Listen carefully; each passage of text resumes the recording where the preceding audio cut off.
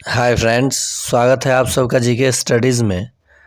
आइए आज हम लोग देखेंगे 29/2/2024 में पूछे गए सक्षमता परीक्षा के आंसर की यानी प्रूफ के साथ उसका सॉल्यूशन देखेंगे और देखेंगे किस किस प्रकार का प्रश्न पूछा गया था 1 to 5 में और आगे कैसे प्रश्न पूछा जा सकता है।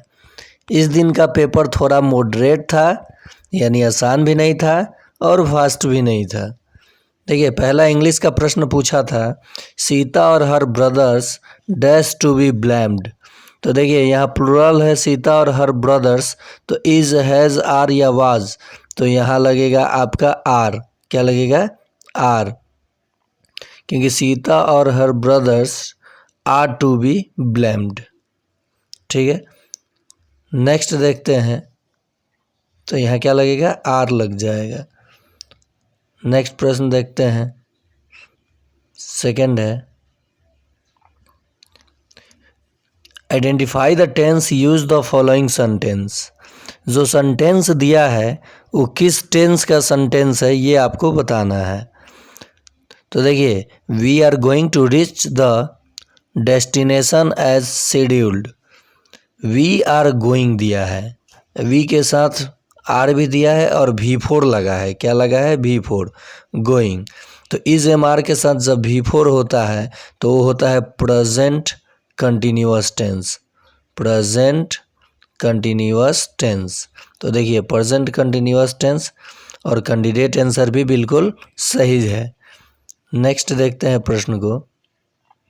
नेक्स्ट प्रश्न है, choose the past perfect continuous tense from the sentence. Past, देखिए टेंस से प्रश्न पूछ रहा है सेंटेंस में। किसी ने, मैंने इंग्लिश जब बनाया तो किसी ने कहा कि बहुत आसान है, ऐसा नहीं पूछता है। विभाग में आपके कोई बैठे हुए हैं क्या कि ऐसे नहीं पूछता है? कमेंट करने से पहले आप सोचिए कि कैसे पूछता है। उसमें नरेशन वॉइस मैंने नहीं दिया था और प्रूफ के साथ इसमें देखिए। क्या गारंटी है कि प्रीपोजिशन नहीं आ सकता है? कब क्या पूछा जाएगा ये आप अनुमान नहीं लगा सकते हैं। इतना दिन से अनुभव है तो हम लोग भी अनुमान लगा सकते हैं। और हाँ, आपने कमेंट किया, कोई बात नहीं, कमेंट किया कीजिए। अगर आपको अच्छा नहीं लग रहा है चैनल तो आप चैनल से हट जाइए। चलिए नेक्स्ट प्रश्न देखिए, choose the past perfect tense from the sentence. Past perfect tense में क्या होता है? V3 का यूज होता है, हैड का यूज होता है। ठीक है, तो देखिए हैड कहाँ पे है? देखिए इसमें फर्स्ट सेंटेंस में हैड कहीं दिख रहा है? नहीं दिख रहा है, काट दीजिए। मुझे सेंटेंस का हिंदी से मतलब नहीं है, ठीक है। हमें सीधे पास्ट परफेक्ट कंटिन्यूअस टेंस। तो हैड बीन, तो यहाँ पे देखिए हैड बीन कहीं है, तो देखिए हैड तो पहला में है ही नहीं, दूसरा में हैव बीन है, बिल्कुल गलत। तीसरा में हैड अब बीन नहीं है, ये पास्ट परफेक्ट हो जाएगा। लेकिन पास्ट कंटिन्यूअस में हैड बीन आता है, ये 4 आंसर हो जाएगा। सिर्फ देखिए लॉजिक से आप इंग्लिश पकड़ सकते हैं अगर आपको ग्रामर पता है तो। नहीं पता है तब तो मुश्किल होगा। और इंग्लिश कोई जीके और साइंस नहीं है कि याद कर जाइएगा, ये सेंटेंस बदल सकता है। तो आपको अगर स्ट्रक्चर पता है टेंस का, नहीं पता है तो मैं स्ट्रक्चर का एक वीडियो बना दूंगा, आप उसे देख कर जाइएगा। आगे देखते हैं प्रश्न को। प्रश्न है, fill in the blanks with present perfect continuous tense. अब बोला है present perfect continuous tense from the verb given the following bracket. अब इसमें आपको, तो देखिए प्रेजेंट परफेक्ट कंटिन्यूअस टेंस में क्या होता है? हैव या हैज बीन, हैव या हैज बीन। तो थर्ड पर्सन सिंगुलर नंबर के साथ हैज लगता है, बाकी सबके साथ हैव। तो यहाँ अदम है, अदम एक व्यक्ति का नाम है, तो हैज़ बीन आना चाहिए। हैज़ बीन कहीं है ऑप्शन में? देखिए कैंडिडेट आंसर हैव बीन है जो कि गलत है, और करेक्ट आंसर 3 है, हैज़ बीन है। तो हैज़ बीन लगा दीजिए। जब आपको स्ट्रक्चर पता रहेगा तो आप आराम से इंग्लिश कर सकते हैं। चलिए नेक्स्ट प्रश्न है, पूरा आपको प्रश्न का मैं प्रूफ के साथ दिखा दिया कि कैसा प्रश्न पूछा जा रहा है। और इतना भी वास्ट पर डे नहीं पूछा गया था, और इतना फास्ट होता भी नहीं है। इंग्लिश का देख लीजिएगा कितना प्रश्न पूछा है, साइंस का कितना, मैथ्स का कितना। देखिए नेक्स्ट प्रश्न है, complete the sentence using appropriate option. You should not dash the oust. Oust तो ये आपका हो जाएगा एज्यूम। क्या हो जाएगा? देखिए यू शुड नॉट, तो इसके साथ हमेशा क्या एज्यूम, क्या यहाँ पे एज्यूम, एज्यूमिंग V4 होगा नहीं, V3 होगा नहीं और V5 होगा नहीं। वर्ब का पहला रूप यूज होगा। वर्ब का क्या होगा? देखिए मॉडल वर्ब के साथ वर्ब का पहला रूप यूज होता है और वो भी निगेटिव है, तो ये एज्यूम हो जाएगा। अगला प्रश्न देखते हैं। Select the most appropriate option to change the sentence from direct speech to indirect speech। बहुत मज़ेदार प्रश्न। आपको पूरे सेंटेंस पे जाना भी नहीं है और तरीका भी जानने की ज़रूरत नहीं है। यस्टरडे का हो जाता है, यस्टरडे का हो जाएगा आपका डे बिफोर। क्या हो जाएगा? Day before. तो कहीं ऑप्शन में लास्ट में देखिए, अब डे बिफोर हो जाएगा यस्टरडे का, तो देखिए ऑप्शन में कहीं डे बिफोर है तो सिर्फ 4 नंबर ऑप्शन में है। किसमें? 4 नंबर ऑप्शन में यहाँ। तो यानी अब सेंटेंस पे आ जाइए। जैसे देखिए सेंटेंस पे आप आए तो क्या है, पूरा समझ लीजिए। रीता सेड, तो रीता टोल्ड डैट। रीता के साथ रीता सब्जेक्ट है, थर्ड पर्सन सिंगुलर नंबर, तो सी लड़की है तो सी होगा। तो देखिए सी किस में है? 2 गो में है, लेकिन एक है नेक्स्ट डे और यस्टरडे का हो जाएगा बिफोर डे। देखिए प्रोनाउंसिएशन पे नहीं जाइएगा, प्रोनाउंसिएशन मेरा थोड़ा सा गड़बड़ हो सकता है लेकिन नॉलेज गड़बड़ नहीं हो सकता है। किसी ने मैंने वॉक को बोल दिया था वाल्क, तो कह रहा है सर वॉक होता है। अरे भाई होता क्या है वो छोड़िए, पहले आप सवाल कीजिए, क्योंकि मैं अंग्रेज़ हूँ नहीं, आप ही लोगों जैसा एक साधारण सा व्यक्ति हूँ। तो यहाँ पे जैसे आपको यस्टरडे मिला तो उसका होता है इनडायरेक्ट स्पीच में डे बिफोर, तो डे बिफोर एक ही ऑप्शन में था 4 नंबर में। आगे देखते हैं प्रश्न को। Select the most appropriate option to change the sentence from direct speech to indirect speech. देखिए दूसरा प्रश्न डायरेक्ट और इनडायरेक्ट से दूसरा आया, 10 से 3 गो था। ठीक है, ध्यान दीजिए 10 से 3 या 4 था, बिफोर भी तो लगाना था, V1 देखना था। देखिए यहाँ पे दे रहा है कि आपको लास्ट ये देखिए नेक्स्ट ईयर, तो नेक्स्ट ईयर का हो जाता है पास्ट ईयर। डायरेक्ट से आप जब इनडायरेक्ट में जाते हैं तो नेक्स्ट ईयर का हो जाता है पास्ट ईयर। तो पास्ट ईयर किस ऑप्शन में है? 4 नंबर में। कहीं पे भी है? इसमें है? नहीं है, नहीं है, नहीं है, ये आंसर हो जाएगा। हिंदी क्या है मुझे मतलब नहीं है इस इंग्लिश का, स्ट्रक्चर पता है तो हम आसानी से कर सकते हैं। और यही चीज़ बड़े बड़े ये लैंग्वेज देख करके इंग्लिश का हमारे शिक्षक साथियों को लगता है कि बाप रे बाप इंग्लिश बहुत हार्ड पूछा था। अरे हार्ड नहीं पूछा है, सब आपको ये जो जैसे मैथ का थ्योरी होता है, साइंस का थ्योरी होता है, वैसे इंग्लिश के ये थ्योरी सेक्शन पे प्रश्न पूछा है, ग्रामर पे पूछा है। Select the most appropriate option to change the sentence direct speech to indirect. देखिए तीसरा आया प्रश्न डायरेक्ट टू इनडायरेक्ट का।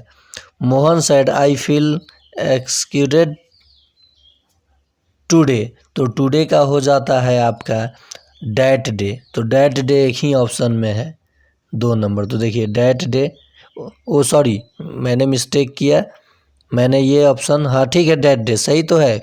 ये कैंडिडेट आंसर देखिए गलत दिया गया है, टुडे का हो जाता है डैट डे इनडायरेक्ट स्पीच में, तो ये डैट डे यानी आपका आंसर हो जाएगा 2 नंबर। अगला प्रश्न देखते हैं। अब देखिए कुछ भाषा से संबंधित प्रश्न आ गया जिसे हम लोग डीएलएड सेक्शन भी कह सकते हैं। बोल रहा है प्रश्न, कोई भाषा किसी भी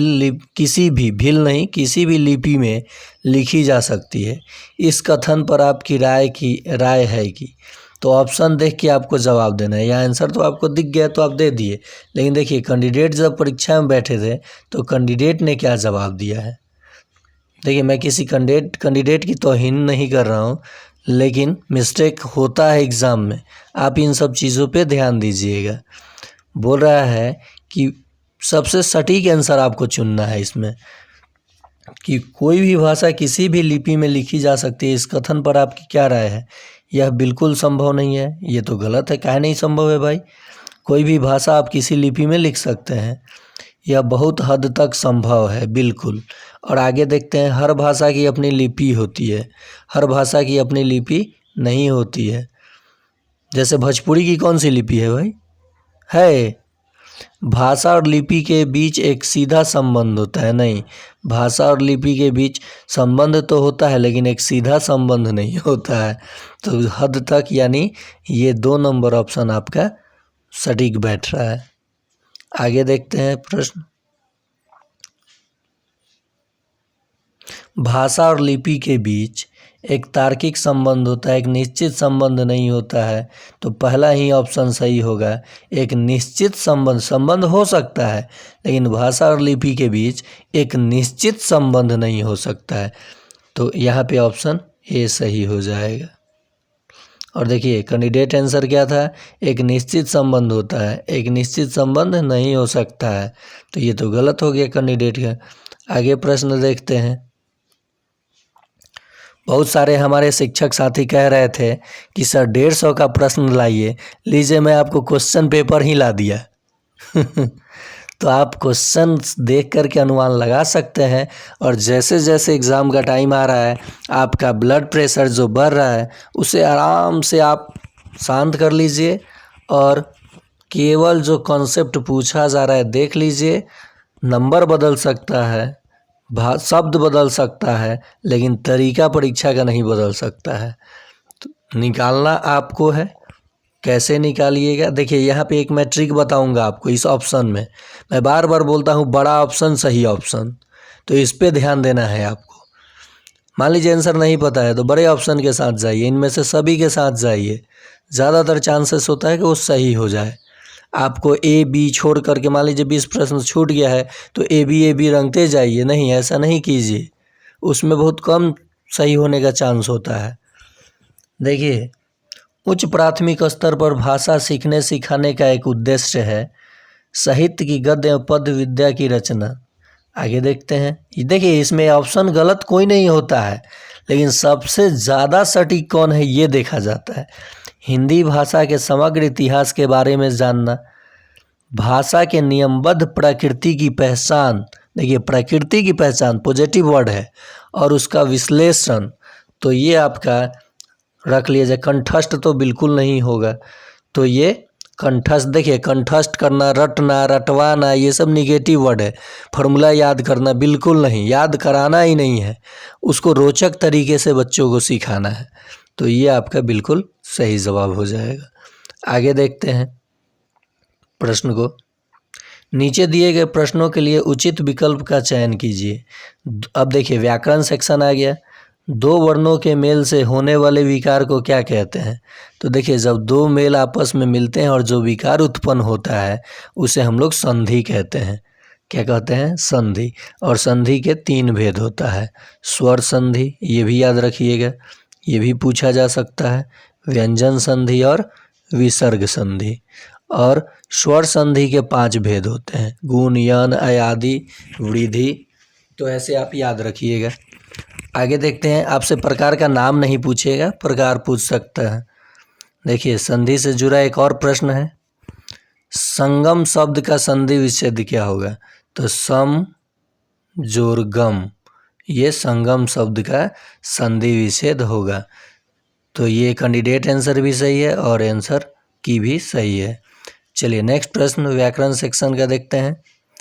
यहाँ पे है कर्म के अनुसार क्रिया के कितने भेद हैं? मैं बार बार बोलता हूँ क्रिया, ठीक है, क्रिया देखिए, संधि देखिए, समास देखिए, उसके बाद आप देख लीजिए संज्ञा, साथ ही विलोम शब्द, अनेक शब्दों के लिए एक शब्द और मुहावरा। इतना ही देखिए, इससे ज़्यादा कुछ नहीं पूछा जाएगा इससे ज़्यादा। देखिए प्रश्न है कर्म के अनुसार क्रिया के कितने भेद होते हैं? तो कर्म के अनुसार क्रिया के 2 भेद होते हैं, सकर्मक क्रिया और अकर्मक क्रिया। सकर्मक क्रिया, सकर्मक क्रिया शब्द देकर भी पूछ सकता है कौन सी क्रिया है, और अकर्मक क्रिया जैसे मैंने पहले पार्ट में हिंदी पढ़ाया, आप जा कर के देख सकते हैं। अकर्मक क्रिया। ठीक है, आगे देखते हैं। देखिए स्त्रीलिंग पुल्लिंग से भी प्रश्न पूछा गया है। कवि का स्त्रीलिंग रूप है, तो देखिए कवि का स्त्रीलिंग रूप हो जाता है कवयित्री, ये गड़बड़ हो जाएगा, कवयित्री ये हो जाएगा आपका कवि का स्त्रीलिंग रूप। तो देखिए ऑप्शन कौन सा सही हो जाएगा, ये 4 नंबर। देखिए यहाँ 3 और 4 में कंफ्यूज नहीं होना है, क्या हो जाएगा कवयित्री। आगे देखते हैं प्रश्न। हाँ, पैसेज आ गया, गद्यांश आ गया। तो ये आपको बोला है निर्देश, पहले देख लीजिए।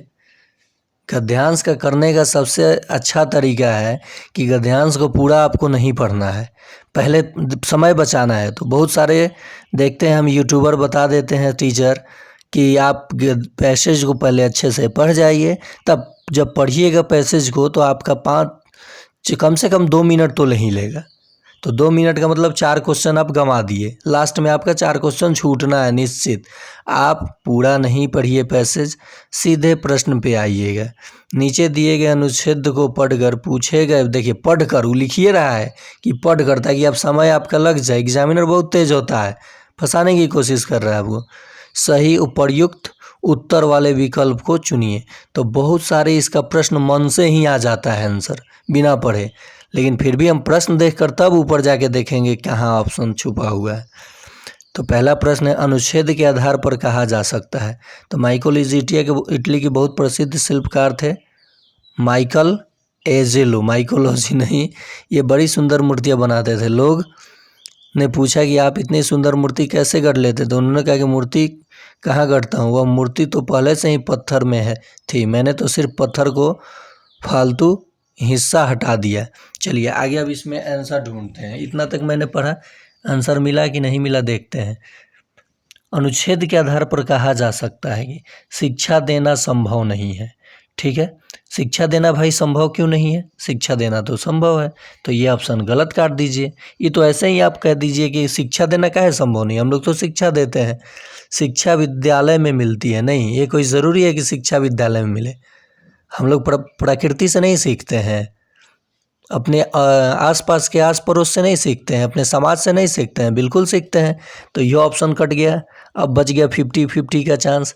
शिक्षा परिवार में मिलती है, केवल परिवार में। ये देखिए एक जगह पे शिक्षा मिल ही नहीं, केवल एक ही जगह पे कैसे मिलेगी भाई, विद्यालय भी होता तो हम लोग उसके साथ नहीं जाते। शिक्षा देना संभव है। देखिए ऑप्शन ये नहीं, हम तो वो पढ़े जानकर इसमें नहीं भी जाएंगे तो आंसर यहाँ मिल जाएगा। आगे देखते हैं। पॉजिटिव सोचिए, निगेटिव नहीं सोचिए। हाँ, नेक्स्ट प्रश्न है आपका कि शिक्षक का काम है। तो देखिए शिक्षक का सबसे बड़ा काम है बच्चों में रुचि पैदा करना, बच्चों को शिल्प कला से परिचित कराना। ऑप्शन दिया है विद्यार्थियों को दूसरे से परिचित कराना, विद्यार्थियों को विषय से परिचित कराना। तो केवल विषय से हम लोग परिचित नहीं कराएंगे, विद्यार्थी को जब उसके लायक बना देंगे, यानी उसको उसके खुद से परिचय करा देंगे कि तुम्हारे अंदर ये टैलेंट है, आपके अंदर ये स्किल है, आप कर सकते हो, निश्चित ही वो करके दिखाता है, मैंने ये अनुभव किया हुआ है। तो पहला ऑप्शन गलत। खाली विषय का ज्ञान नहीं देना है, शिल्प कला से परिचित केवल नहीं कराना है, यानी विद्यार्थियों को उसमें से परिचित करा देना है। और हम नहीं जाएंगे, देखिए आपको लग रहा होगा कि आंसर की दिया है इसलिए सर आंसर पे चले जा रहे हैं। आप मुझे पैसेज कोई भेजिएगा और उसका आंसर नहीं दीजिएगा, आंसर अपने पास रखिएगा। हो सके बाई मिस्टेक अगर 5 प्रश्न है तो एक गलत हो जाएगा, 4, लेकिन 4+ यानी 4 तक सही होता है। बाई मिस्टेक हो जाता है 1-2 गलती हर इंसान से, मुझसे भी हो सकता है। देखिए मैं नहीं पढ़ रहा हूँ उसको।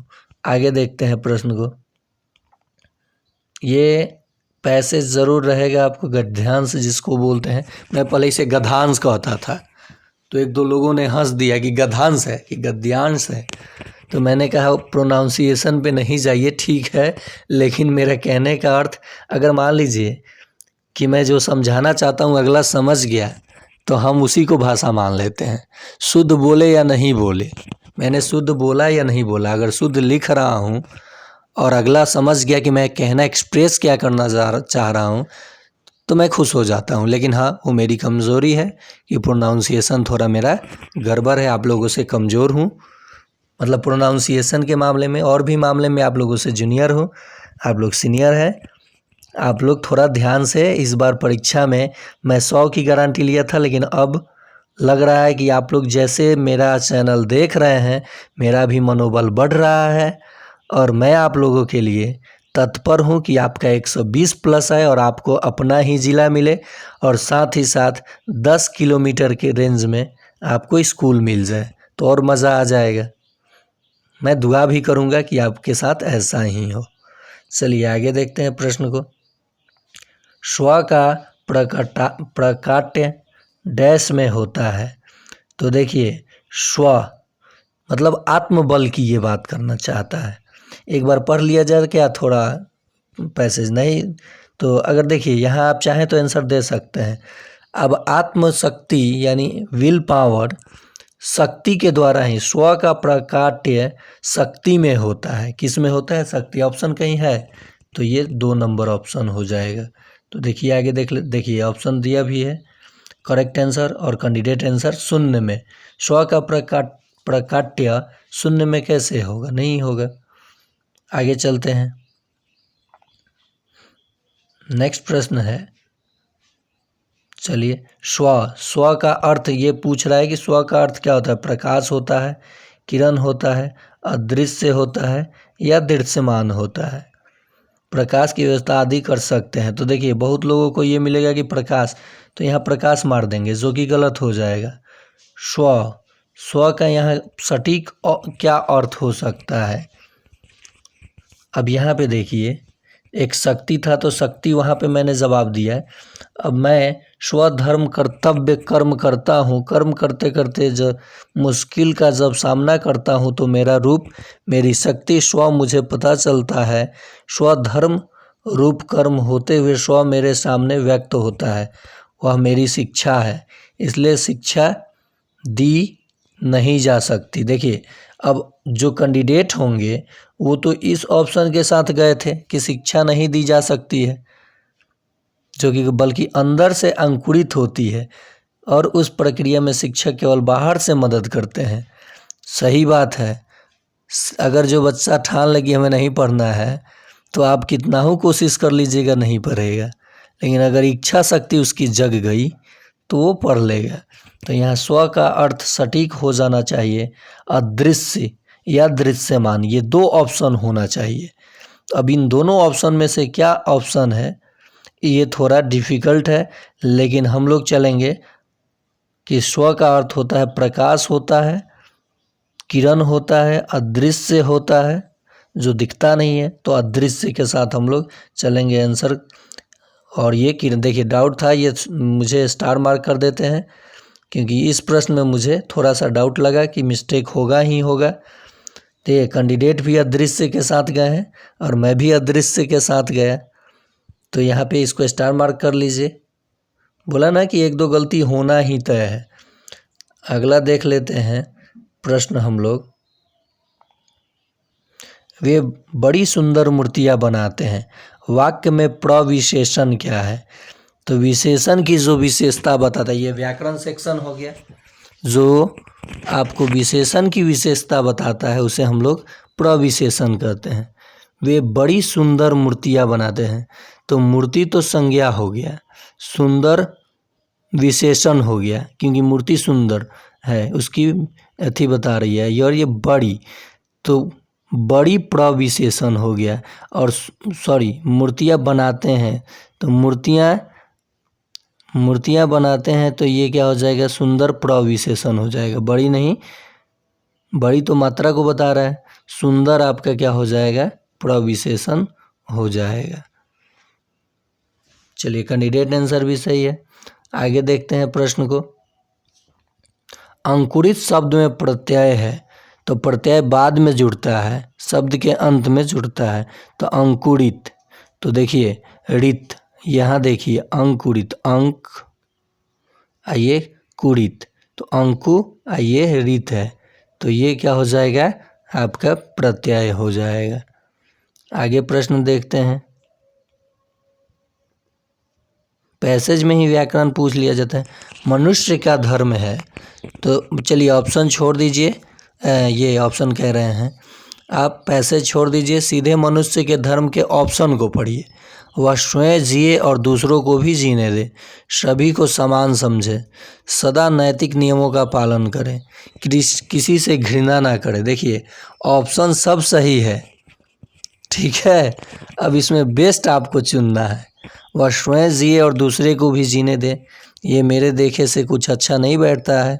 सभी को समान समझे, सदा नैतिक पॉजिटिव वर्ड है, नियमों का पालन करे, लेकिन ये नियम का भी आ गया तो नियम निगेटिव वर्ड है और नैतिक पॉजिटिव वर्ड है। देखते हैं आंसर क्या दिया गया है। वह स्वयं जिए और दूसरे को भी जीने दे, पहला ही ऑप्शन बिल्कुल सही हो जाएगा।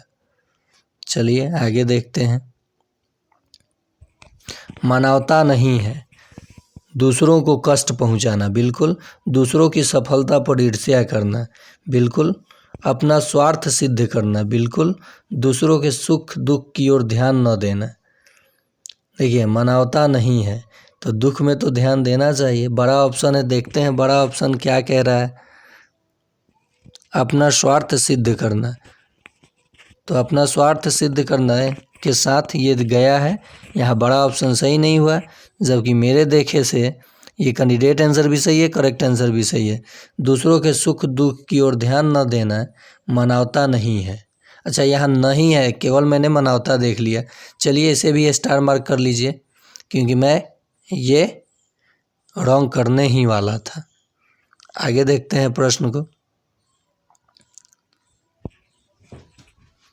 सच्चा धर्म क्या है?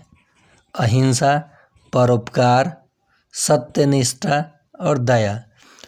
तो महात्मा गांधी ने कहा था सच्चा धर्म है अहिंसा, लेकिन हम लोग अब ये देखेंगे पैसेज में, उसका धर्म है कि स्वयं जिए और दूसरे को भी जीने दे। अरे देखिए कोई प्रश्न में यहाँ देख लीजिए, एक चीज़ यहाँ आंसर दिया गया था, वह अपने सुख दुख के साथ दूसरों के भी सुख दुख पर ध्यान दे।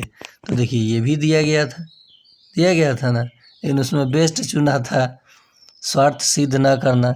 अपना स्वार्थ सिद्ध न करना मानवता नहीं है। देखिए यहाँ पे सटीक आंसर दिया गया था कि अपना स्वार्थ सिद्ध करना मानवता नहीं है। अब यहाँ कह रहा है कि सच्चा धर्म क्या है? सच्चा धर्म है यहाँ सच्ची मानवता है, परहित। देव कह रहा है परहित ही सच्ची मानवता है, सच्चा धर्म है। परहित का मतलब क्या होता है? परोपकार। परहित का मतलब क्या होता है? परोपकार। तो यहाँ परोपकार आंसर हो जाएगा। देखिए इसलिए मैंने वहाँ पढ़ा ताकि यहाँ अहिंसा भी था, सच्चा धर्म अहिंसा भी है, आंसर सब सही है, लेकिन उसमें अभी मुझे जाना पड़ा ताकि देखें कि उसमें कोई सिमिलर वर्ड तो नहीं न मिल रहा है। तो परहित दिया है ना, तो परहित का मतलब होता है परोपकार। देखिए कैसे वर्ड बदल के आपको प्रश्न दिया गया है। आगे देखते हैं। भगवान राम ने किसका संहार किया? तो आप रावण ढूंढिएगा। रावण राक्षस जाति का था, ब्राह्मण भी था और राक्षस जाति का था, तो राक्षसों का राम ने संहार किया। ठीक है, आंसर क्या हो जाएगा? राक्षसों का। आगे देखते हैं। देखिए जहाँ आपको ऑनलाइन में जहाँ पे आप प्रश्न पे जाइएगा वहाँ पे पैसेज आपको मौजूद रहेगा। देखिए स्वार्थ का संधि विच्छेद क्या है? स्वार्थ दिया है तो ये हो जाएगा आपका संधि विच्छेद स्वजोर अर्थ। क्या हो जाएगा? स्वजोर अर्थ। फिर संधि विच्छेद आ गया। संधि विच्छेद का 2 प्रश्न आपको मिल गया। अगला प्रश्न देखते हैं। सामाजिक शब्द में प्रत्यय है तो इक, सामाजिक। इसका मैं फर्स्ट देखिएगा आप लोग, जो मैं फर्स्ट हिंदी सेक्शन कराया हूँ उपसर्ग प्रत्यय में ये सामाजिक शब्द ही मैंने लिया था। तो ये इक प्रत्यय है। क्या है? इक प्रत्यय है। सामाजिक तो इक छुपा हुआ है, इक देख लीजिए। आगे देखते हैं प्रश्न को। सुख दुख विपरीत शब्द आ गया, द्वंद्व में और छुपे, और तो सुख और दुख द्वंद्व में और छुपे, द्वंद्व समास है। जब भी विपरीत शब्द आए और योजक चिन्ह लगा हो तो वह द्वंद्व समास हो जाएगा। अगर योजक चिन्ह आए विपरीत शब्द ना हो तो वह अव्ययी भाव समास हो जाएगा। जैसे रातों रात, तो ये अव्ययी भाव हो जाएगा। रात और दिन, तो ये द्वंद्व समास हो जाएगा। आगे देखिए समास से भी प्रश्न ले लिया। और अगला प्रश्न है, संहार का अर्थ है संसार, नाश, भलाई या दया। संहार किया, तो देखिए ऋषि मुनियों की तपस्या बाधा डालने वाले राक्षसों का संहार किया। ईसा मसीह ने लोगों का उत्थान किया। सम्राट अशोक ने स्थान स्थान पर कुएं तालाब आदि खुदवाकर जनता का उपकार किया। यही मानवता का प्रमुख धर्म है। उपकार यानी ये आपको दिया था आंसर। संहार का अर्थ क्या है? संहार का मतलब नाश करना, भलाई करना, दया या संसार। तो संहार का मतलब होता है नाश करना, संहार कर दिया गया।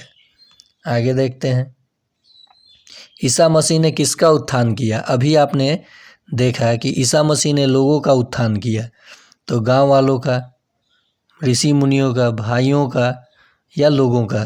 तो यहाँ देखिए सीधे मिल गया, लोगों का उत्थान किया। तो ईसा मसीह ने किसका उत्थान किया? तो लोगों का उत्थान किया, लोगों का उत्थान किया। आगे चलते हैं, अब आ गया गणित का प्रश्न। चलिए गणित का प्रश्न देखते हैं। ये मोड में दिया है आपको, किस में दिया है? मोड में दिया है आपको।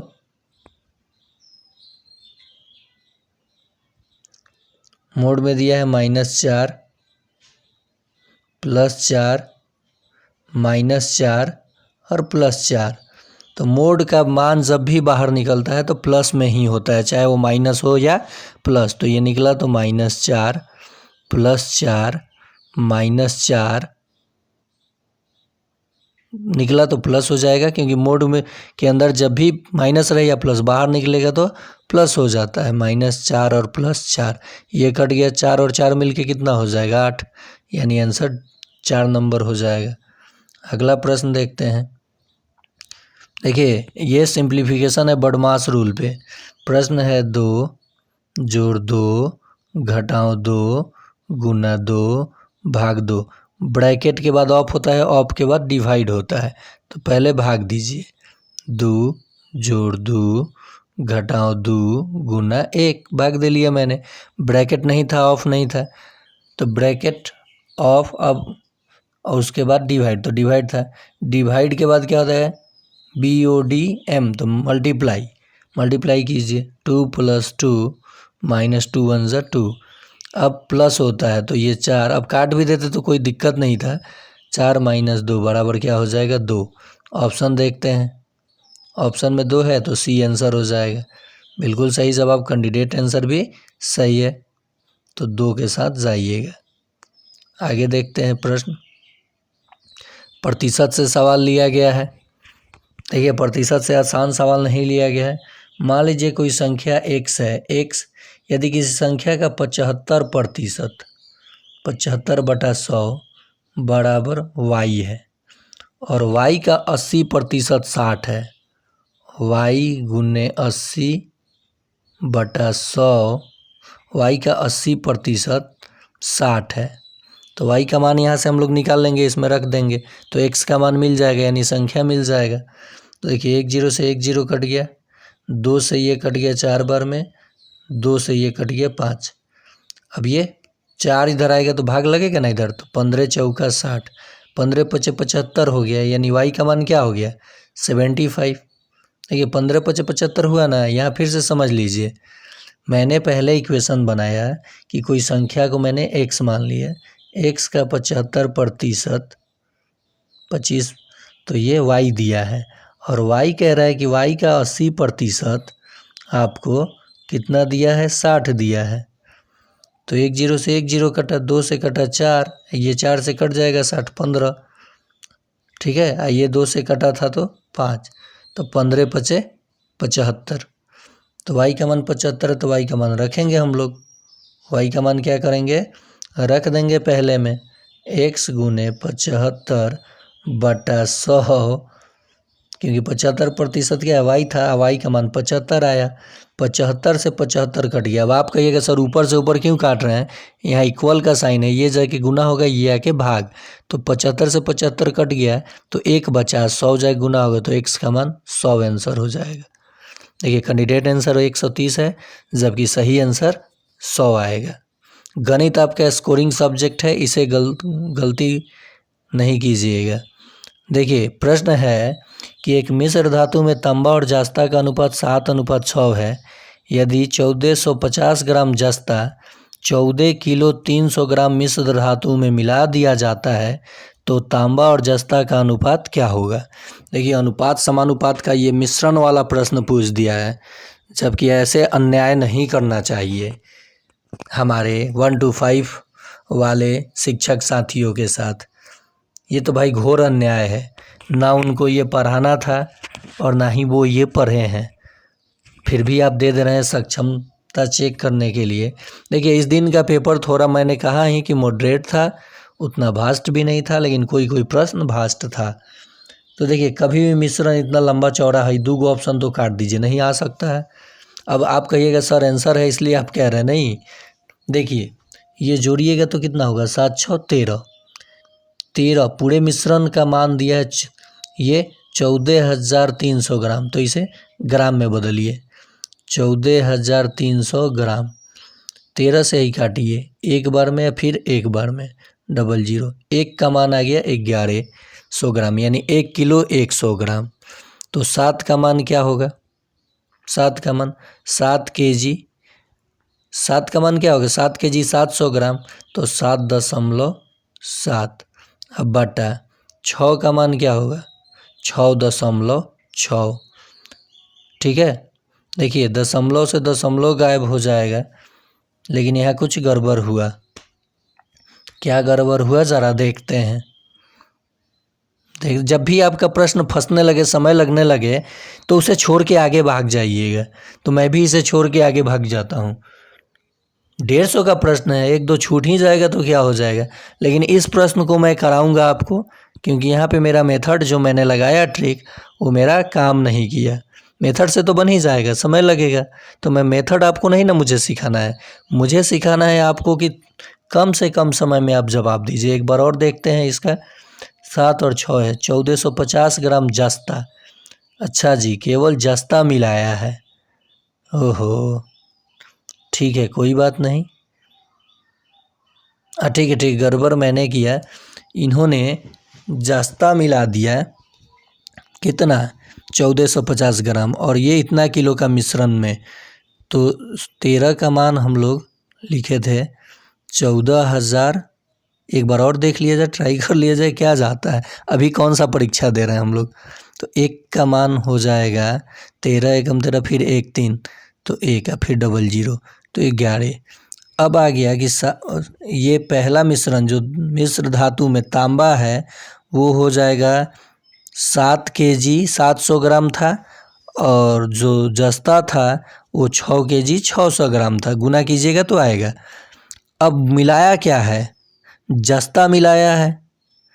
समझ लीजिए प्रश्न को, पहले तांबा 7 अनुपात में था ना, तो ये कितना था, 7 किलो 700 ग्राम, ऐसे लिख देते हैं 700 ग्राम, और ये कितना था जस्ता, 6 किलो 600 ग्राम, 1100 ग्राम में जब गुना कीजिएगा तो वहीं आएगा, 6 किलो 600 ग्राम ये था। अब इसी में ना मिला दिया गया क्या, 1450 ग्राम, क्या मिला दिया गया, जस्ता ही ना केवल मिलाया है। तो देख लेते हैं इसका जवाब, ये 6 1 7 kg, और ये 6 4 10 8 kg हो जाएगा, 8 kg 50 ग्राम। ये यहाँ पे देखिए 6 1 7 kg, और ये 400 ग्राम और 600 ग्राम, तो 1 kg ये हो जाएगा, और ये 50, तो 8 kg 50 ग्राम, 0 से 0 कैंसिल, और यहाँ पे 11 से क्या ये कैंसिल होगा, 77 3 5 नहीं, तो 5 से काट के देखते हैं, 5 से काटेंगे तो 15 5 75, और 15 चौका 20। ठीक है, यहाँ देख लीजिए 5 से काटेंगे तो 5 एकम 5 एक 7, 5 एकम 2 7, तो 50 25 2 0 5 का 20। ठीक है, ये 5 से काटेंगे तो 16 25 80 और 1। अब इनको काट दीजिए। 27 के पहरा कितने बार पढ़ेंगे कि 160 आएगा? 161 आएगा। 3 से क्या, ये 3 से कट रहा है? 5 4 9 1 10 नहीं कट रहा है। 2 से नहीं कट रहा है। अच्छा, ऐसे प्रश्न को हम लोग बाद में देख लेंगे। ठीक है, ये देखते हैं ये कैसा व्यंजक है। तो प्रश्न है, गिनिए। देखिए, प्लस माइनस के बाद गिना जाता है। 1 2 3, 3 गो पद है तो ये ट्राइनोमियल होगा, यानी त्रिपद। 2 गो पद होता तो बाइनोमियल। 2 गो प्लस माइनस के बाद देखना है, ये नहीं कि 3x दे दिया तो आप गिन लिए 1 2। ये एक पदी है बहुपद, ये द्विपदी है, ये 3 पदी है। ठीक है, प्लस माइनस के बाद पद गिनिएगा तो 1 पद 2 पद 3 पद, तो यहाँ 3 पद है तो ये त्रिपदी है, ट्राइनोमियल है। आगे देखते हैं प्रश्न को। बाप, एक नाव 48 किलोमीटर की दूरी धारा के प्रतिकूल और 72 किलोमीटर की दूरी धारा के अनुकूल 12 घंटे में, जबकि 72 किलोमीटर की दूरी धारा के प्रतिकूल 48 किलोमीटर की दूरी धारा के अनुकूल 13 घंटे में तय करती है, तो धारा की गति क्या है? अरे वाह, कह रहा है एक नाव 48 किलोमीटर की दूरी धारा के प्रतिकूल, 72 किलोमीटर की दूरी धारा के अनुकूल। तो ये आपका 2 चर वाले रैखिक समीकरण पर आधारित प्रश्न दे दिया है। इस प्रश्न का मैं एक सेट बना दूंगा वो मिक्सर का, इसका लिख करके, ताकि आप जान जाइए। आगे देखते हैं, नहीं तो वीडियो बहुत लंबा हो जाएगा। निम्नलिखित में से विकल्प का चयन कीजिए जो गतिज ऊर्जा का सबसे अधिक, किसमें सबसे गतिज ऊर्जा अधिक होगी? तो देखते हैं प्रश्न को हम लोग। 0 डिग्री पर पानी के कण, तो ये तो गति करेगी नहीं। 0 डिग्री सेल्सियस पर बर्फ के कण, नहीं। भाप का कण 100 डिग्री सेल्सियस पर, बिल्कुल सही, ये गतिज ऊर्जा इसकी सर्वाधिक होगी। आगे देखते हैं। ब्रिगेडियर BD मिश्रा सेवानिवृत्त को किस राज्य केंद्र शासित प्रदेश का राज्यपाल LG नियुक्त किया गया है? तो ये करंट अफेयर्स का प्रश्न था। आगे आप करंट अफेयर्स देख लीजिएगा, उस समय का ये करंट अफेयर्स था, लद्दाख का बनाए गए थे। नेक्स्ट, किस राज्य के राज्यपाल ने राज्य मंत्रिमंडल द्वारा पारित ऑनलाइन जुआ निषेध विधेयक को लौटा दिया? तो ये भी करंट अफेयर्स का प्रश्न था। करंट अफेयर्स 6 मंथ पहले का। आप चाहे मैं कोशिश करूँगा कि 100 का एक सेट ला दूँ जिससे आपका काम बन जाए, और आपको अगर कहीं और सोर्सेस से भी मिलता है तो आप देख सकते हैं, क्योंकि करंट अफेयर्स का सवाल रिपीट नहीं कर सकता है। हाँ, अगर जस्ट का है तो रिपीट भी कर सकता है। नेक्स्ट है, कौन सा केंद्रीय मंत्रालय Sagarmala innovation and startup policy के मसौदे से जुड़ा है? ये भी करंट अफेयर्स है। बंदरगाह, जहाजरानी और जलमार्ग मंत्रालय, याद रखिएगा। अगला प्रश्न, अभी तो केवल 17 नंबर पेज पे ही है। किस प्रसिद्ध नाटककार ने खुद नाटक हेलमेट बनाया जो विश्वासघात, बदला और नैतिक भ्रष्टाचार जैसे विषयों की खोज के लिए जाना जाता है? तो देखिए, हेलमेट के रचनाकार थे विलियम शेक्सपियर। पहला ही ऑप्शन सही होना चाहिए। देखिए, विलियम शेक्सपियर बिल्कुल सही जवाब है। चलिए आगे चलते हैं प्रश्न पे। अंतर्राष्ट्रीय क्रिकेट की शासी निकाय कौन करती है? तो ICC, इंटरनेशनल क्रिकेट काउंसिल, बिल्कुल सही जवाब। ये क्या हो जाएगा? ICC। और भारत का जो क्रिकेट का शाही निकाय कौन सी करती है? तो BCCI।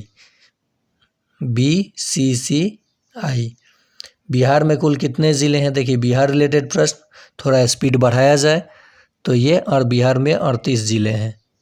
देखिए, बिहार रिलेटेड प्रश्न भी आ गया, 38 बिल्कुल सही जवाब।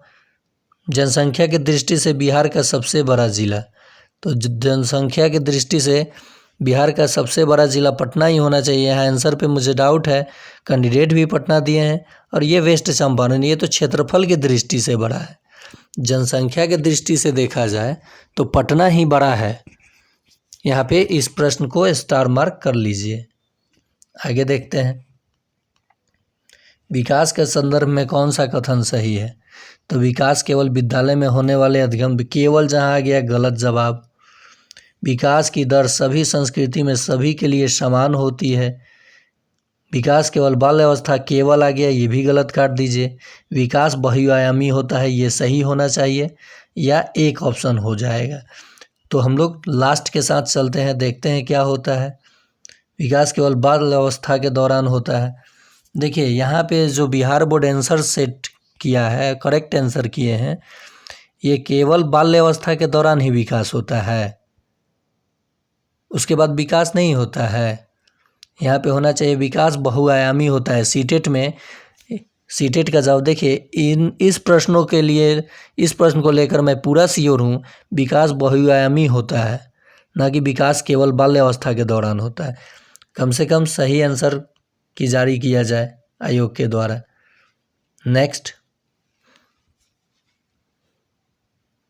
विविध समूह के विद्यार्थियों के शिक्षण के दौरान एक शिक्षक को क्या ध्यान में रखना चाहिए? हर विद्यार्थी को स्वीकारना और सम्मान देना, बिल्कुल सही। संस्कृति भिन्नताओं का अनदेखा करना, नहीं, अनदेखा नहीं करना है। सुसंगत संप्रेषण बनाए रखना और अप्रत्यक्ष निर्देश देना। विद्यार्थियों को स्वायत्तता और लचीलापन देना, तो ज़्यादा लचीलापन भी नहीं देना है।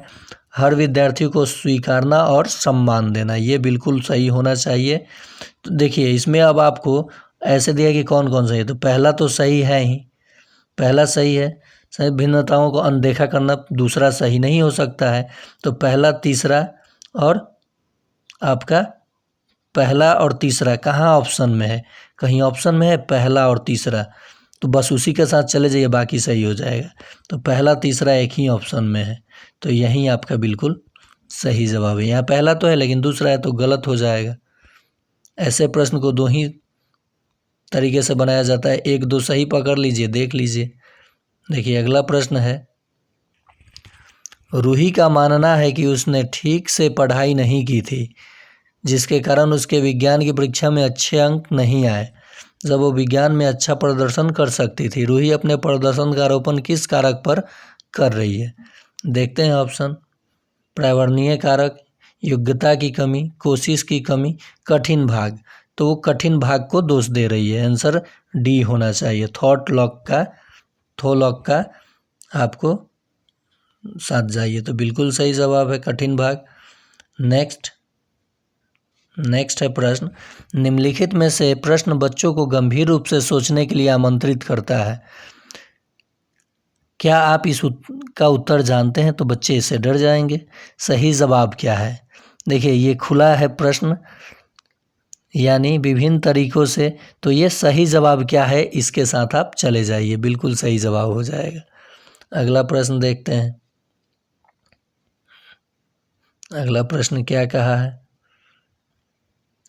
एकाधिक बुद्धिमानी का सिद्धांत कहता है कि, तो ये सिद्धांत क्या कहता है? ऑप्शन देखिए, ऑप्शन है आपका, बुद्धि तेजी से बढ़ाई जा सकती है, नहीं। बुद्धि कई प्रकार की हो सकती है, थोड़ा हद तक सही है।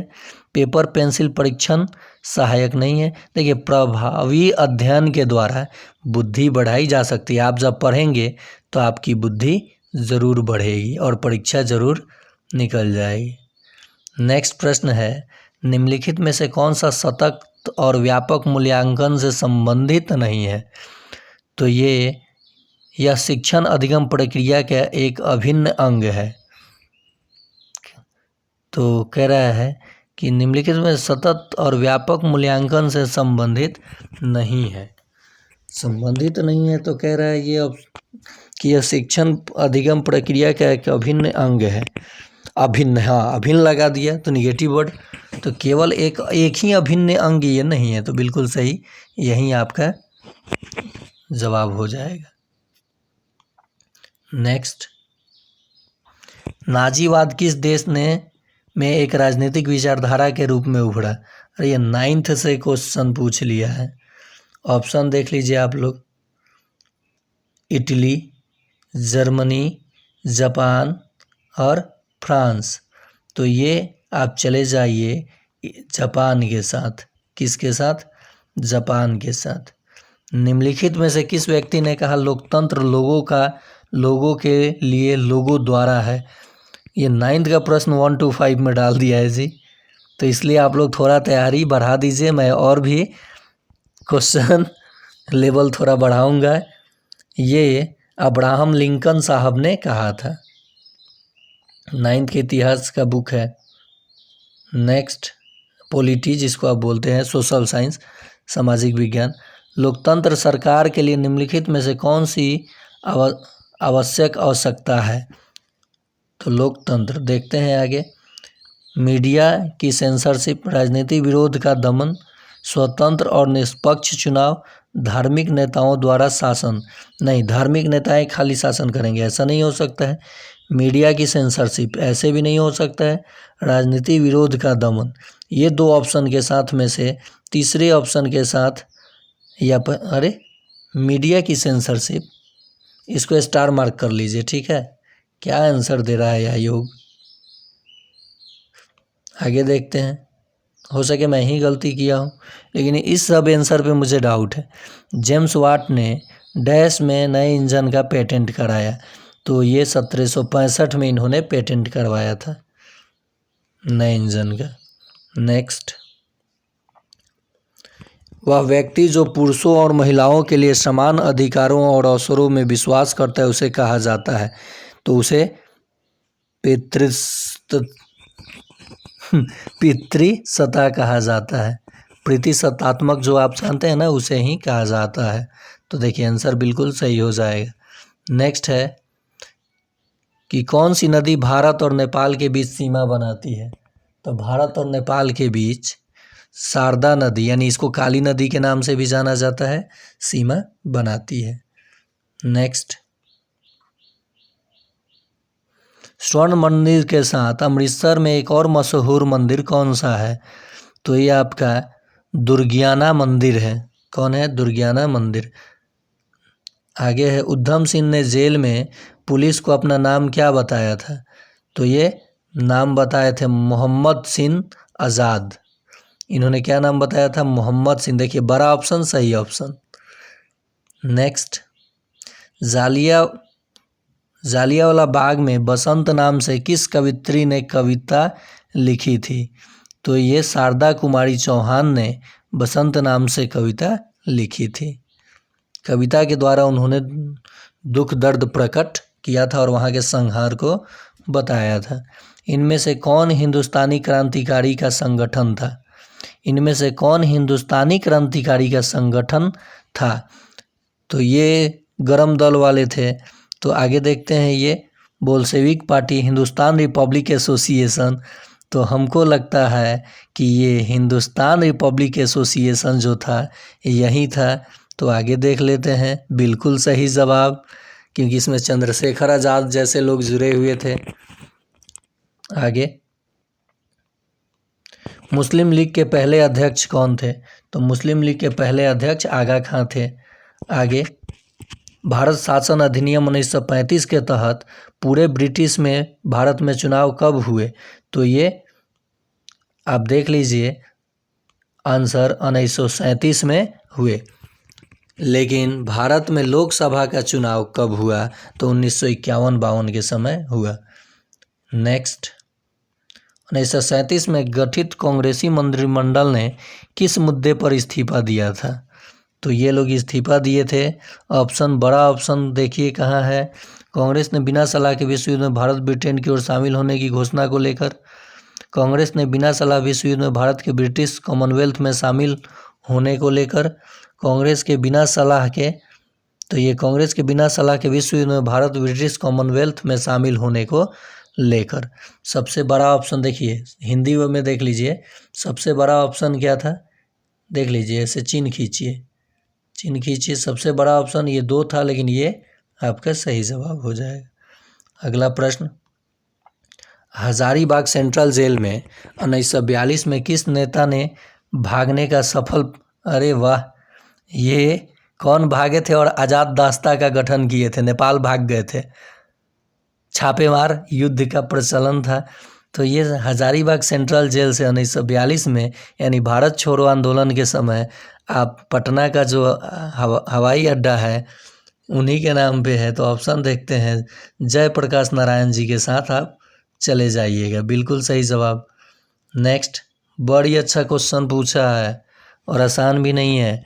कौन सा बौद्ध तीर्थ स्थल और यूनेस्को विश्व धरोहर स्थल भी बिहार में स्थित है? तो ये है महाबोधि मंदिर, गया।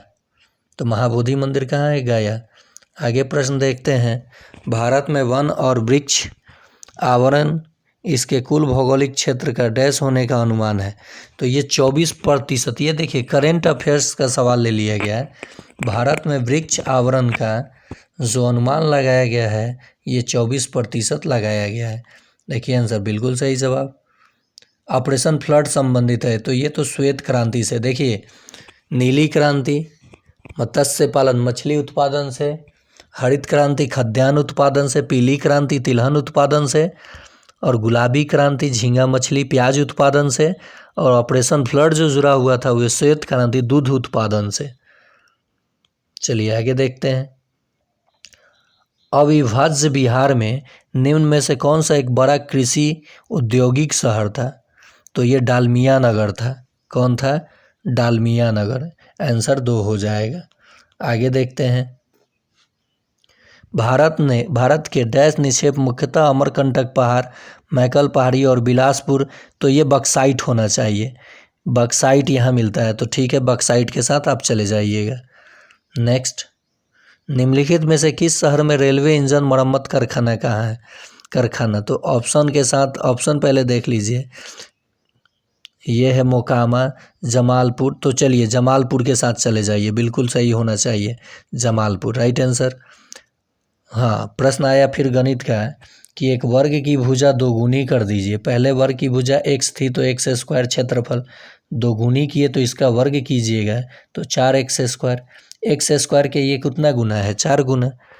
तो ये मैं एक ट्रिक बता दे रहा हूँ, जितनी गुनी किया जाता है वर्ग की भुजा उतनी गुनी को आप वर्ग कर दीजिए, उसका क्षेत्रफल उतना हो जाएगा। तो वर्ग की भुजा कितनी की गई थी? 2 गुनी, इसका वर्ग कर दीजिए 4। 3 गुनी किया जाएगा तो 9 गुना क्षेत्रफल बढ़ेगा, 4 गुनी किया जाएगा तो 16 गुना क्षेत्रफल बढ़ेगा, 1/4 किया जाएगा तो 1/16 गुना क्षेत्रफल घटेगा। समझ में आ गया आपको प्रश्न? आगे देखते हैं, आयतन की गणना होती है।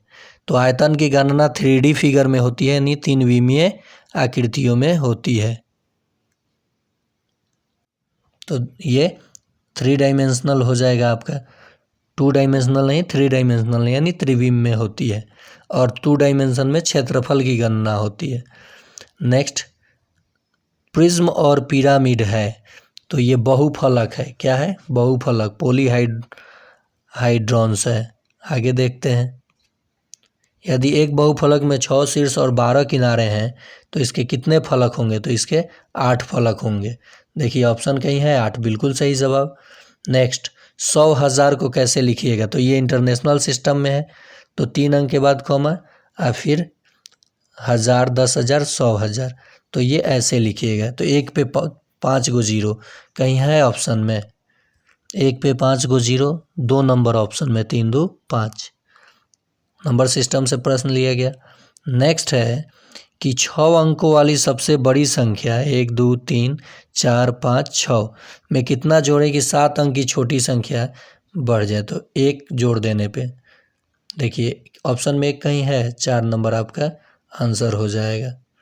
आगे प्रश्न देखते हैं। प्रश्न आ गया कि 1 बिलियन कितने मिलियन के बराबर होता है? यहाँ देखिए ये आंसर आयोग भी गलत दिया है और कैंडिडेट ने क्या आंसर किया है ज़रा देखा जाए। कैंडिडेट भी गलत आंसर दिए 9। ये आप कैसे कह सकते हैं? मैं एक चीज़ यहाँ बता रहा हूँ, इस आंसर को गलत काटा जा सकता है।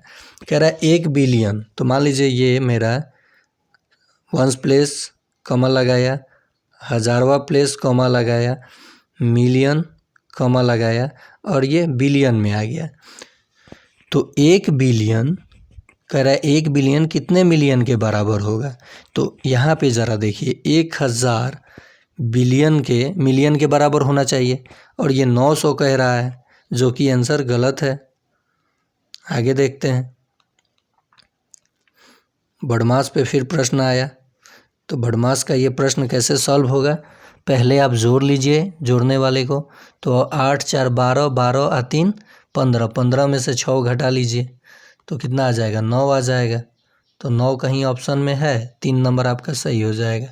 अगला प्रश्न है डेसिमल पे आधारित, तो ये 9.6 है और 34 को 10 से भाग दीजिएगा तो एक अंक छोड़ के डेसिमल, घटाओ 3.4, ये 9.6 में से 3 दशमलव, तो 6 में से 4 गया 2 दशमलव, 9 में से 3 गया 6, 6.2 कहीं है, ऑप्शन एक ही सही हो जाएगा।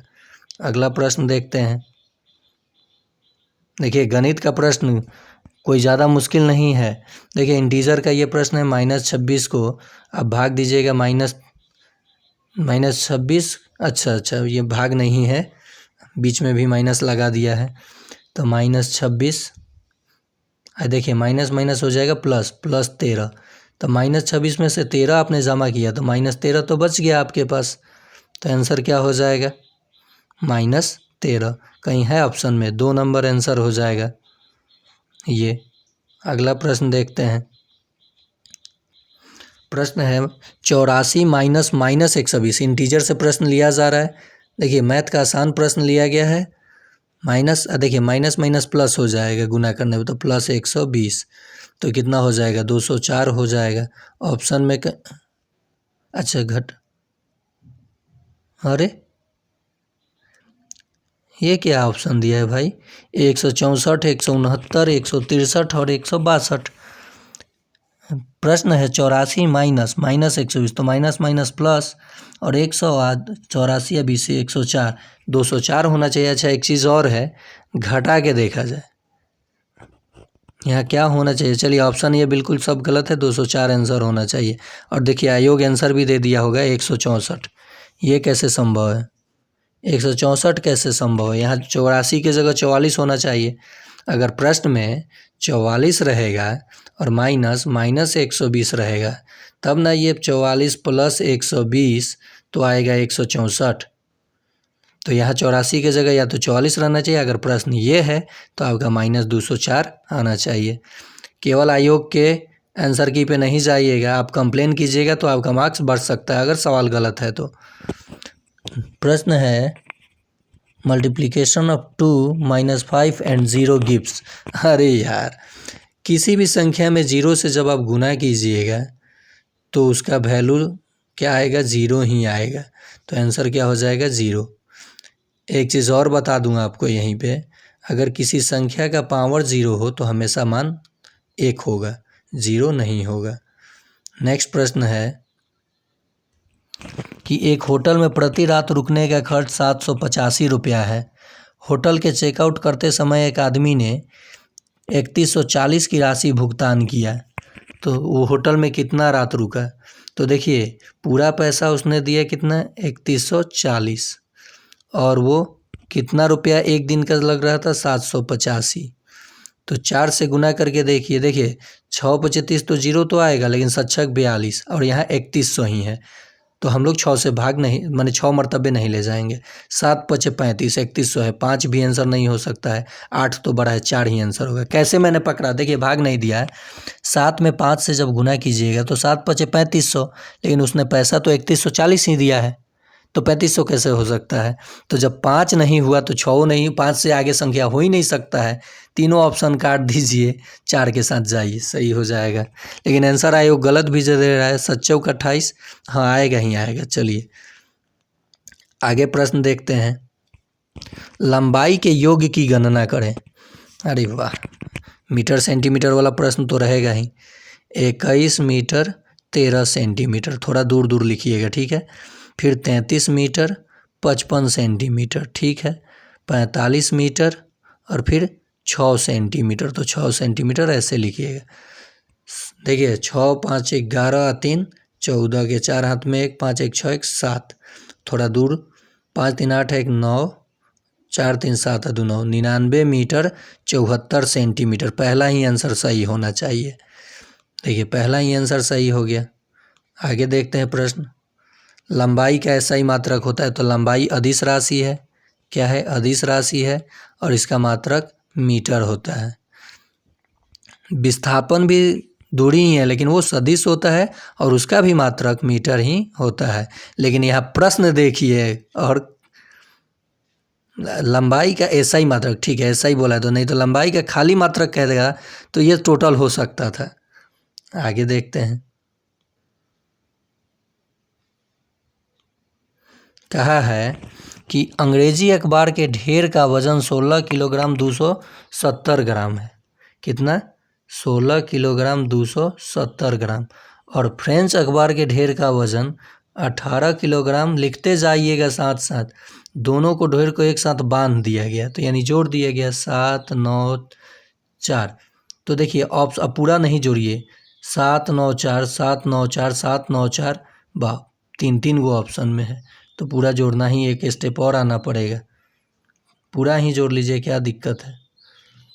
16 2 7 0 18 2 2 7, तो 7 9 4 8 6 14 के 4 2 1 3, 34।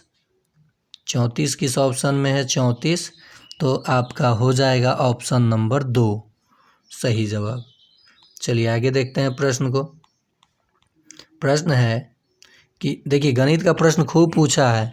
क्लार्क एक काम को 9 दिनों में और नेल्सन 15 दिनों में, मैं इस पे सेट बनाया हूँ, कर सकते हैं। यदि वे इस पर 5 दिनों तक एक साथ काम करते हैं तो बचे हुए शेष काम का अंश। तो देखिए सबसे अच्छा ट्रिक मैं बता रहा हूँ कि क्लार्क है और एक है नेल्सन। एक कर रहा है 9 दिन में और एक कर रहा है 15 दिन में। 15 और 9 का लघुत्तम क्या होगा बताइए? 15 और 9 का लघुत्तम हो जाएगा आपका 15 दूनी 30, 45, 9 पचे 45, 45 हो जाएगा। तो ये 9 पचे 5 और ये 15 तिया 5, यानी क्लार्क की क्षमता 5 यूनिट काम करने की एक दिन में, और ये कौन है? नेल्सन का 3 यूनिट है।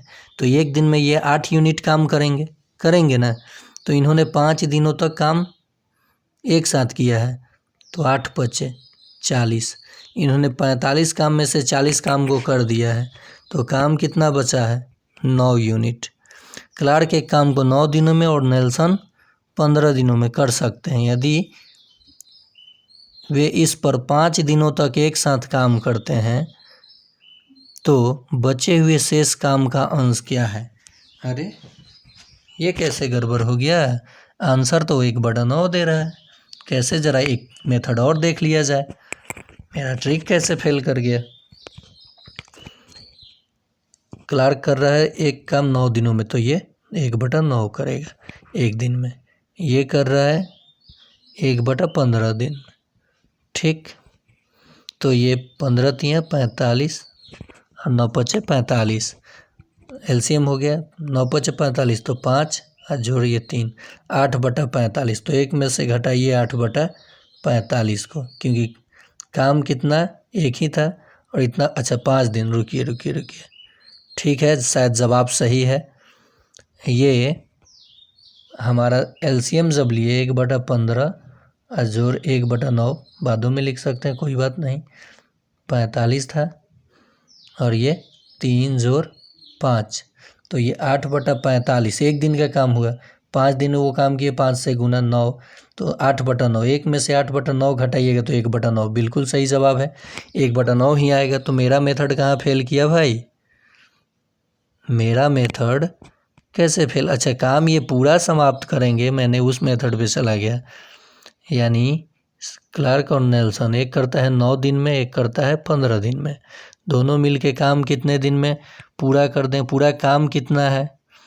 तो ये 45 यूनिट काम है। 9 पचे 45 और 15 तिया 45, तो 5 ये जोड़ देंगे दोनों को तो 8, ठीक है। और 8 और 5 दिन तो 40, तो 5 दिन तक उन्होंने 7 काम किया। इस मेथड से नहीं है, चलिए उस मेथड से आप बना लीजिएगा। आगे देखते हैं। मोटरसाइकिल 40 किलोमीटर प्रति घंटा की यात्रा करने के लिए गंतव्य तक पहुंचने में 2 घंटे का समय लेता है, जबकि मोटर 80 किलोमीटर घंटा की गति से चलेगी तो कितना समय लगेगा। अच्छा जी, कह रहा है ये प्रश्न कि 40 किलोमीटर प्रति घंटा से यात्रा करने के लिए गंतव्य तक पहुंचने में मोटरसाइकिलें 2 घंटा लेती है। तो समय देखिए ये डबल हो गया, क्या हो गया, चाल डबल हो गया। जब मोटर 200 किलोमीटर प्रति घंटा की गति से चलेगी तो कितना समय लगेगा। जब ये आपकी चाल डबल हुआ तो समय आधी हो जानी चाहिए, यानी 1 घंटा लगना चाहिए। बिना बनाए आंसर आ गया। ठीक है, आगे चलते हैं। 1 सेंटीमीटर क्यूब कितने डेकामीटर क्यूब के बराबर होगा। बहुत ही लाजवाब प्रश्न।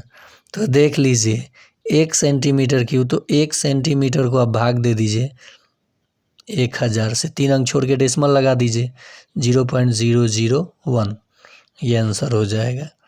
अगला प्रश्न, हिस्टोग्राम में निम्न में से किसे आयत की पहचान द्वारा दर्शाया जाता है। हिस्टोग्राम को, तो देखिए हिस्टोग्राम को कैसे, कक्षा अंतराल से, क्लास साइज से, श्रेणी से। तो हिस्टोग्राम में प्रश्न पहले समझिए, ग्राफ से रिलेटेड ये प्रश्न। हिस्टोग्राम में निम्न में से किसे आयत की ऊंचाई द्वारा दर्शाया जाता है। तो ऑप्शन आपका है, ऑप्शन पे आते हैं, फ्रीक्वेंसी को, वर्ग कक्षा अंतराल को नहीं, क्लास साइज को और श्रेणी को। तो आप देख लीजिए इसका आंसर हो जाएगा आवृत्ति को। अगला कह रहा है कि below 10 to the class interval, 10 वर्ग अंतराल के वर्ग अंतराल आता है, 10 वर्ग अंतराल के वर्ग अंतराल आता है तो 0 से 10 क्या हो जाएगा, 0 से 10 वर्ग अंतराल के अंतर्गत आता है। अच्छा, 10 वर्ग अंतराल के, तो 0 से 10, तो ये 0 से 10 नहीं, 9 ही हो जाएगा। 10 से 20, 0 से 20 नहीं, 5 से 5 नहीं, 10 से 20 हो जाएगा, ये 10 से 20 हो जाएगा, ये भी आंसर नहीं हो, तो 10 से 20 बिल्कुल सही। आगे देखते हैं, प्रश्न है a-1 और है a+1, तो a-b और a+b तो हो जाता है a² - b², तो 1 का स्क्वायर 1 होगा, तो a² - 1 हो जाएगा। तो ऑप्शन ए ही इसका बिल्कुल सही जवाब हो जाएगा, ऑप्शन ए। नेक्स्ट प्रश्न, रीजनिंग का भी प्रश्न ले लिया गया है। यदि नोएडा को OPJEB लिखा जाता है तो दिल्ली का कोड क्या होगा। तो नोएडा को लिखा गया है, तो इसमें रिलेशन ढूंढिए। N के बाद O आता है, NO, तो यहाँ D के बाद E आता है। E किस किस ऑप्शन में, सारे ऑप्शन में है। तो आगे बढ़ते हैं, O के बाद P आता है, तो E के बाद देखिए D के बाद क्या है, D के बाद E आया, ठीक है। E के बाद F आएगा, EF कई गो ऑप्शन में है, सभी ऑप्शन में है। तो आगे चलते हैं, M, EFM, देखिए M कहाँ कहाँ है, EFA ये कट गया, EFM और EFM 3 गो ऑप्शन में अब रह गया है। आगे चलते हैं, HI, M के बाद I, तो यहाँ देखिए EFMA है, कट गया, ये 2 कट गया, FMI और यहाँ FMI, ठीक है, यहाँ तक ठीक है। I के बाद J, तो ये आपका 3 नंबर आंसर हो जाएगा। एक एक आगे गया है, एक एक जोड़ा है। नेक्स्ट प्रश्न, मोहन को एक किताब के लिए 200 रुपये देने हैं। यदि उसके पास केवल 2000 रुपये का नोट है तो उसे कितनी राशि वापस मिलेगी। मोहन को एक किताब के लिए 200 रुपये देने हैं, लेकिन उसके पास 2000 के नोट हैं, 2000 के नोट हैं, 200 रुपया खा जाएगा, 1800 मुजबानी, 1800 रुपया आंसर हो जाएगा। चलिए आगे प्रश्न देखते हैं, लाभ हानि का सवाल आ गया। एक वस्तु की विक्रय मूल्य उस वस्तु को बेचने पर 80% हानि से 80% अधिक है। यदि लागत मूल्य 4500 है तो विक्रय मूल्य ज्ञात कीजिए। कह रहा है कि एक वस्तु का विक्रय मूल्य उस वस्तु के बेचने पर हुई हानि से 80% अधिक है। यदि लागत मूल्य 4500 है तो विक्रय मूल्य ज्ञात कीजिए। जी प्रश्न पूछ दिया, ये फंसा दिया। एक वस्तु का विक्रय मूल्य उस वस्तु के बेचने पर हुई हानि से 80% अधिक है। अच्छा, इस प्रश्न को आगे सेट में देखा जाएगा क्योंकि समय लंबा होते जा रहा है। किसी वस्तु की लागत विक्रय मूल्य का 70% है यदि बिक्री पर 80 रुपये की अतिरिक्त व्यय हो।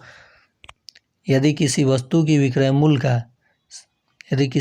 लागत विक्रय मूल्य का 70% है, यदि बिक्री पर 80 रुपये अतिरिक्त व्यय हो तो व्यापारी 20% लाभ कमा पाता है। लागत मूल्य क्या है? अगर लागत मूल्य को हम लोग 100 मान लेते हैं, एक काम करें 100 मान लिया, विक्रय मूल्य का 70% है तो 100 का 70% विक्रय मूल्य क्या है? लागत मूल्य विक्रय मूल्य का 70% है। ओ ठीक है, माना कि ये विक्रय मूल्य हो गया 100, तो जो लागत मूल्य है विक्रय मूल्य का 70% है।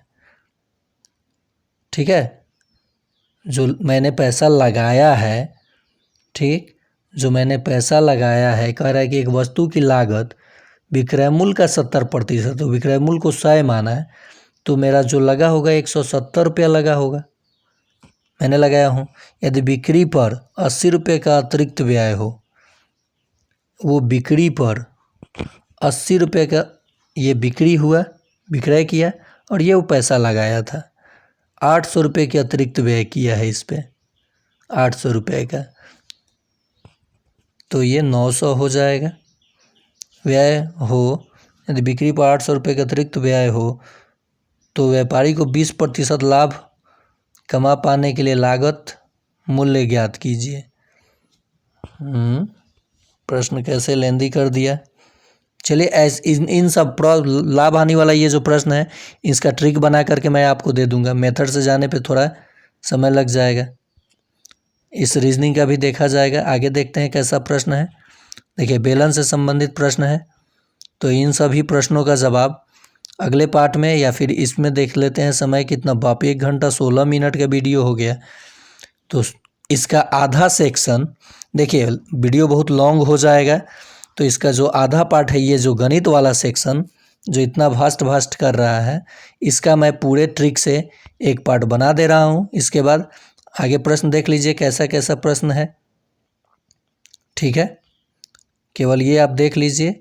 इसका मैं कितने नंबर तक किया था, ये बेलन यानी लाभ हानि, और एक प्रश्न आगे भी छोड़ा हूँ। इन प्रश्नों को हम लोग देखेंगे अगले पार्ट में। तो इस प्रश्न को आप, इस पार्ट को लाइक कीजिए, शेयर कीजिए अपने दोस्तों के बीच, और अगर चैनल पे नए हैं तो सब्सक्राइब कर लीजिए। मैं ऐसे ही प्रश्न आपको अब करा दूंगा, एक सप्ताह में अच्छे से पढ़ लीजिए, निश्चित ही 100 का स्कोर आंकड़ा आप पार कर जाएंगे। ठीक है, ये पर्यावरण सेक्शन से लिया गया प्रश्न है। जैसे रेशम कीट अपनी मादा को तो सुगंध से, और ये जो प्रश्न था, कौन सी स्तनपायी परिवार से संबंधित नहीं है, तो कुत्ता बच्चा देता है, व्हेल चमगादड़ तो ये स्तनपायी है, मेढक ये अंडा देता है, तो मेढक नहीं है। नेक्स्ट प्रश्न है, रेशम कीट तो सुगंध से पहचानता है। निम्नलिखित में से कौन सा जानवर खतरे में है जो रेड डाटा बुक में जा रहा है, तो ये बाइसन हो जाएगा। बाघ, तो ये बाघ खतरे में जा रहा है। अमित एक आउटडोर और एक इंडोर गतिविधियों को जोड़ने के लिए कहा गया था, उसने 4 जोड़े बनाए लेकिन एक गलत जोड़ा बनाया, गलत जोड़ी का चयन कीजिए। यानी इंडोर गेम आउटडोर गेम से संबंधित ये प्रश्न है। देखिए, ये 3-4 से प्रश्न लिया गया है। कैरम और लूडो आप घर में खेल सकते हैं।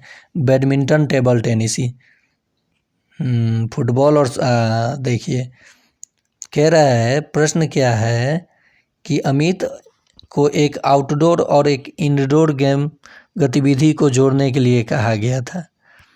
अच्छा, एक आउटडोर और एक इंडोर, तो देखिए ये तो दोनों प्रश्न कितना अच्छा लग रहा है। लूडो और कैरम दोनों इंडोर हो गया। बैडमिंटन और टेबल टेनिस, तो बैडमिंटन बाहर और टेबल टेनिस आप घर में खेल सकते हैं, ये एक सही हो सकता है। लूडो और कैरम, और बी बैडमिंटन और टेबल टेनिस। फुटबॉल और शतरंज बोथ ए एंड बी। भाई लूडो और कैरम तो दोनों घर में खेल सकते हैं, एक आउटडोर और एक इंडोर कैसे हो जाएगा। हाँ, बैडमिंटन टेबल टेनिस हो सकता है, फुटबॉल शतरंज हो सकता है। 2 और 3 आंसर होना चाहिए था। ठीक है, ये आंसर गलत दिया गया है। हम उस व्यक्ति को क्या कहते हैं जो अदालत में लोगों के अधिकारों की रक्षा करता है? तो उस व्यक्ति को क्या कहते हैं बताइए? पुलिसकर्मी, वकील, डॉक्टर या इंजीनियर? तो वकील कहते हैं। आगे प्रश्न देखते हैं। देखिए, एक चीज़ मैं आपको यहाँ पे आगे तो ये करा ही दूंगा प्रश्न, लेकिन ध्यान दीजिएगा कि जैसे जैसे समय अंत आता है परीक्षा का, प्रश्न आसान होते चला जाता है। तो आप एकदम नीचे चले जाइएगा। जब आपका प्रश्न ऊपर आ रहा है तो बनाइए, नहीं आ रहा है तो स्क्रॉल करके नीचे चले जाइए, ताकि आपका टाइम का मैनेज हो सके।